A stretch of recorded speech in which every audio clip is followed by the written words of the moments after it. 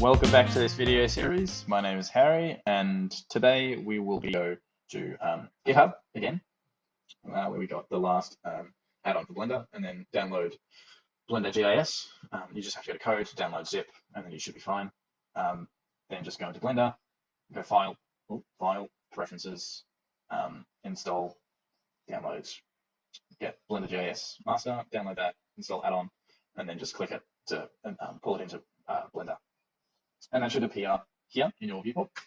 And all you have to do is just click on that, get web geodata, and then you go base map. Yeah, no, that's fine. Okay, so we're here in Footscray. Yours will actually show like a globe view, not a globe view, the Earth map flat. And you just have to zoom into your the location that you're after. I'm going to zoom in here. I'm going to hit E, and that will save that board for me. And so we have that. What we'll do then is go and get the SITM or the elevation data, so like the topography. And go OK. Yep.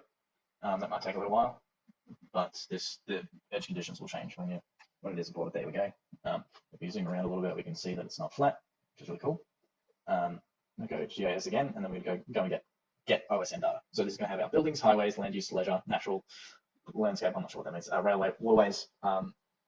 And then, so what we do is we select those, the ones that we want. I'm going to go buildings, highways, railways, waterways. And what we want to do is select the elevation from object. So that's going to align the buildings and their heights to the topography itself. So it'll be like more closely resembling what's actually there, which is pretty cool. But when I hit OK, that is going to cause a lot of, it's going to take it's going to take a while because there's quite a lot of data to import. So we'll go OK and see what happens. Just sit back and wait for a little bit. We have all of the buildings, the railways, the roads, road networks. That's a rail. There's the roads. If you look over here, look at all the names of the buildings as well, which is crazy. So many different buildings. Yeah, they're all listed. So if you wanted to go and find that data, or if you're doing a site analysis or something like that, you want to work out what's going on in the area, you can just get a lot of information just right in front of you. So I'm just holding my middle mouse button down to orbit within Blender. This is fine. Also, this model's fine if you wanted to just stay in Blender.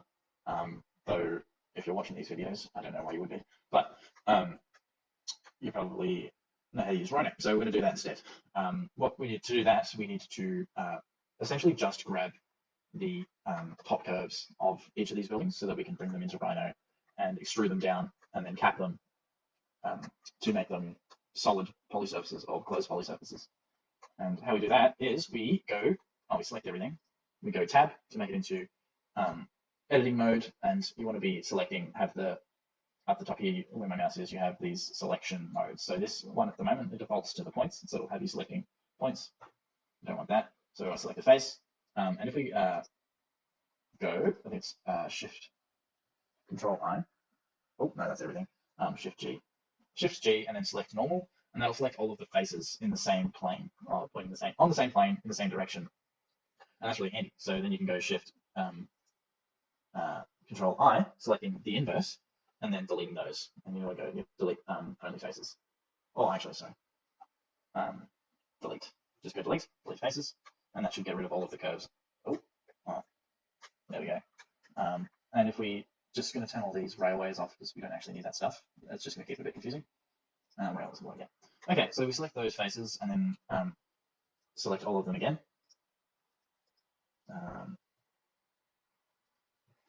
And then we go delete only faces. And so now we have all of these curves that we can now pull into Rhino. So we select all of them. Oh, sorry, we go tab to exit out of editing mode. And then we have all of this geometry that we can put into Rhino. So we just go File, Export, OBJ. Yeah, that's great. So I did this before. Export as OBJ. Oh, actually, hang on. There's a few things that I needed to check for that. Just going over here, I've already set this, but make sure you got Y forward like it is in Rhino, and then obviously Z down. Oh, sorry, Z up, yeah. Yes, make sure to export selected only, and then just export. And then you'll be happy as Larry. I just closed Rhino, that was silly. We'll go open Rhino again. Okay, now that we've opened this in Rhino, we can kind of just hit the ground running. Just check the scale first, as I was saying before. If that's 4,236 millimeters. All right, I'm going to change the scale of this. So I'm going to check the unit settings. I'm going to convert this to meters. Go OK, and then if we do not want to scale it, because that'll just pull it to the right scale now. So if we go here, that should be 1.2 kilometers or something like that. Well, you know. And then we want to select all the curves. We want to close, join all the curves, a few curves. There we go.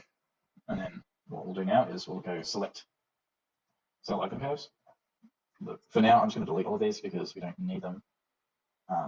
Yeah, just there. So obviously, if you want a super accurate site model, go back and fix those. But just for grasshopper, that's also not grasshopper. We'll try that for a third time.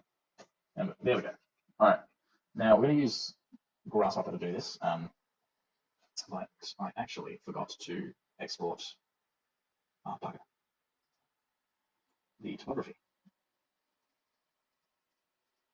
Yeah, that's the one. So we're just going to file, export, OBJ again.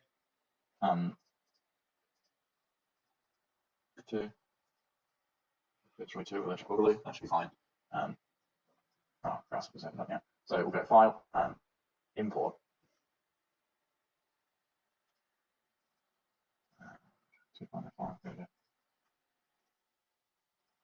There we go. And hopefully that lines up correctly. So we hide that. We're going to set multiple curves, settle those, go enter.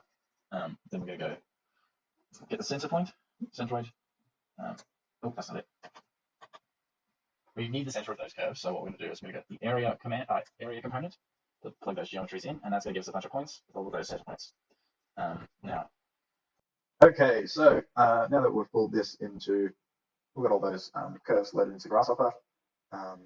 This is saying that some of the curves aren't flat, which is not an issue.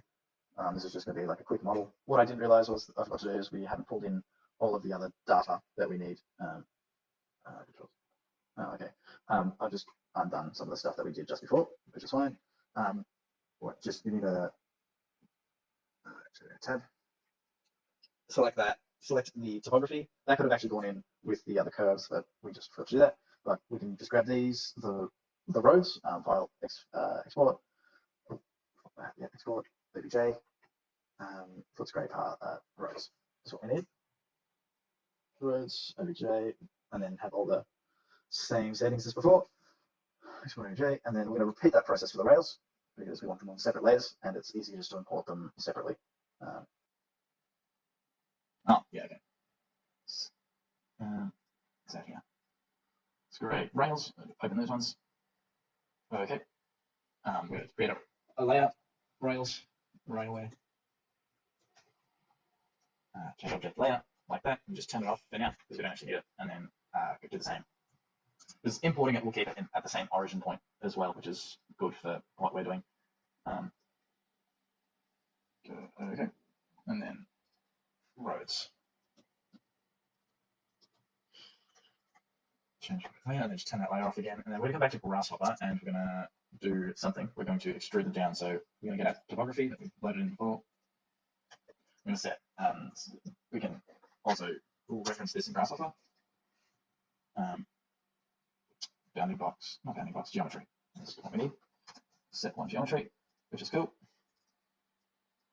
And we need to go bounding box, bounding box. Okay, deconstruct. Oh, not that one. Deconstruct.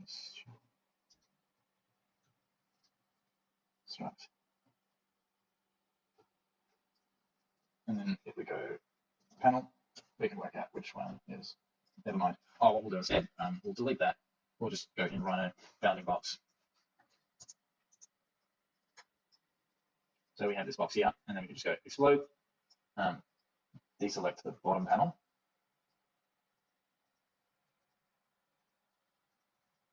Delete it. Oh, we don't want to get rid of the topography. Delete that. And then, so we've got just a geometry there. Set one geometry. Oh, wrong one. Set the wrong one. Gotta set that one. So, and by doing this, we can turn those off. And, okay, so what we're going to do now, we've got those. Oh, we're going to hide this, hide it. We don't need that. It's a little bit confusing. Otherwise, so we have our curves. And what we want to do is we want to extrude the curves down. But we do that, we need a direction, which is in the Z direction. So we double click, oh, yeah, just type Z, that one there, put that, the distance there. And then we have the base, which is just this geometry here. So we've got all of these poly surfaces, which is great, at all different heights. They seem really big. Oh, I see what I've done here. Oopsie daisy. Okay. The reason why it looks weird is because the direction needs to be in a negative value. So I'll put distance here. Okay, so now that that's worked, it looks a little bit more sensible. The heights look right. So we're just going to change the viewport mode so that we can actually see what's happening. All right, so we've got all these curves and stuff. Go grasshopper again. We'll just bake that. Big. Yes. All right, okay. So now we've got some lovely, a lot of curves. Okay, what we're going to do now is we're going to disable that so that it speeds up the model a bit faster. And to make it even faster, I think we can just we go two nerves. That'll create a poly surface instead. So meshes really do slow down Rhino quite a bit. So if you can get rid of any meshes where possible,